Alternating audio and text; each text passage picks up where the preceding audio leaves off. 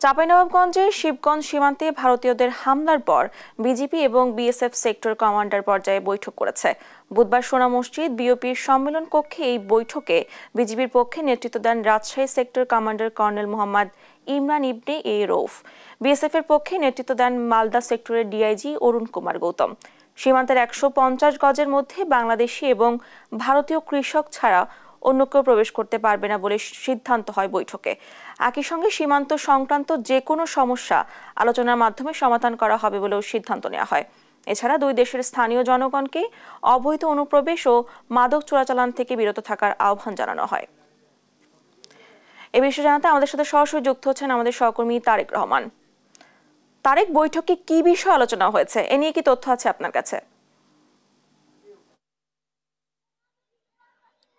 ডানা, ধন্যবাদ আপনাকে। দেখেন, গত 6 তারিখ থেকে টান টান উত্তেজনার পর আজকে ভারতীয় সীমান্তরক্ষী বাহিনী কিন্তু বাংলাদেশে এসে একটি মিটিং করেছে। বাংলাদেশের সেক্টর কমান্ডার এবং ভারতের সেক্টর কমান্ডার পর্যায়ে এই বৈঠকটি সোনা মসজিদ বিওপির সম্মেলন কক্ষে অনুষ্ঠিত হয়। এখানে মূলত যে বিশৃঙ্খলাগুলো ঘটে গেছে এবং বিশৃঙ্খলা যেন আর যেন না ঘটে সে বিষয়ে দুই দেশের কর্মকর্তারা একই মত হয়েছে। আপনাকে যদি বলে রাখি, বিশেষ করে সীমান্তে যে 150 গজের মধ্যে কোনো ভারতীয় এবং বাংলাদেশিরা যেন না প্রবেশ করে এবং কোন রকম বিশৃঙ্খলা হলে যেন ভারত এবং ভারতের বিএসএফ এবং বিজিবি যেন তারাই যেন সমাধানে উদ্যোগ নেন এবং চোরাচালান যেন না হয় সে বিষয়ে উদ্যোগ নেওয়ার কথা জানিয়েছেন তারা। তবে আরেকটা বিষয়ে গুরুত্ব আরোপ করা হয়েছে বৈঠকে, সেটি হচ্ছে যে ভারতীয় মিডিয়ার যে গুজব, এই তাদের গুজবের কারণে কিন্তু বাংলাদেশ এবং দুই দেশের মধ্যে যারা সাধারণ মানুষ আছে তারাও কিন্তু উত্তেজিত হয়ে পড়েছিল এবং উত্তেজনার কারণে কিন্তু বর্ডারে বিশৃঙ্খলা ঘটে গেছে। তবে বিশেষ করে গুজব প্রতিরোধে কিন্তু দুই দেশের গণমাধ্যমের ভূমিকা নিয়ে তারা কিন্তু বিস্তর আলাপ আলোচনা করেছেন। অবশেষে তারা কিন্তু সিদ্ধান্ত উপনীত হয়েছে দুই দেশের গণমাধ্যম যেন এরপর থেকে কোন রকম বিশেষ করে বর্ডার কেন্দ্রিক যেন কেউ যেন গুজব না সৃষ্টি করে।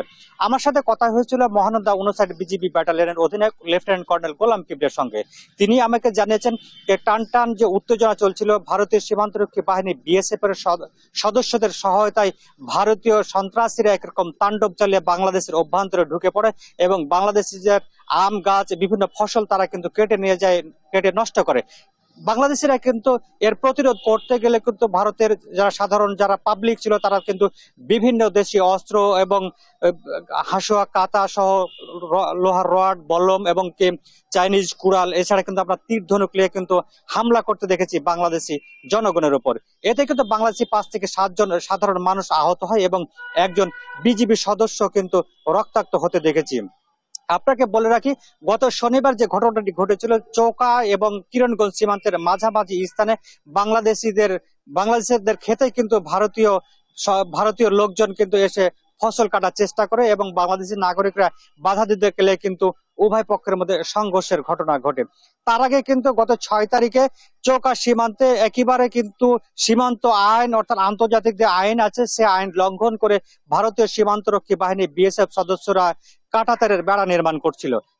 তারা কিন্তু রাতের অন্ধকারে একরকম কাঁটাতারের বেড়া নির্মাণ করছিল বলে আমাদেরকে স্থানীয় এবং বিজিবি সূত্র জানিয়েছিল। এটা যখন বাংলাদেশের বিজিবি সদস্যরা জানাজানি হয় এবং বাংলাদেশের বিজিবি যখন এটিকে কাঁটাতারের বেড়া দিতে বন্ধ করার জন্য বিএসএফ কে বলে, তখন কিন্তু দুই দেশের মধ্যে উত্তেজনা ছড়িয়ে পড়ে। আমরা দেখেছি, ভিডিও ফুটেজে দেখেছি ভারতীয় কিছু লোকজন, উগ্রবাদী তারা লোকজন কিন্তু বাংলাদেশের নাগরিকদের উপর কিন্তু তারা অস্ত্র শস্ত্র নিয়ে কিন্তু হামলা চালানোর চেষ্টা করে। এরপর থেকে কিন্তু দুই দেশের মধ্যে চরম উত্তেজনা বিরাজ করছে। তবে আপনাকে বলে রাখি, সম্প্রতি কি যে বাংলাদেশের স্বরাষ্ট্র উপদেষ্টা যে ঘোষণাটি দিয়েছিলেন যে বাংলাদেশের বিজিবি সদস্য কিন্তু এরপর থেকে কিন্তু সাউন্ড গ্রেনেড এবং তারা টিয়ার শেল ব্যবহারের যে অনুমতি দেওয়া হচ্ছে এটিকে কিন্তু বাংলাদেশের বিজিবি সদস্যরা স্বাগত জানিয়েছেন।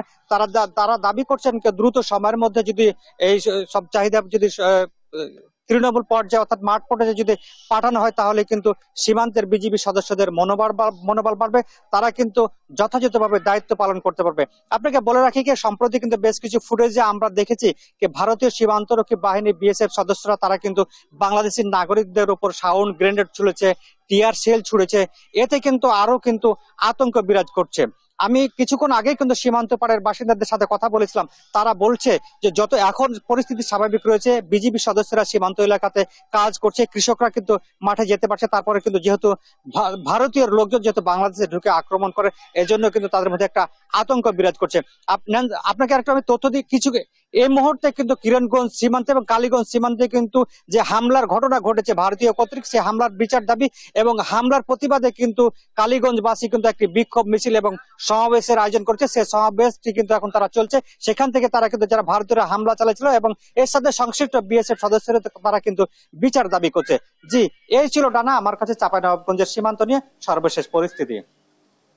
তারেক, ধন্যবাদ আপনাকে।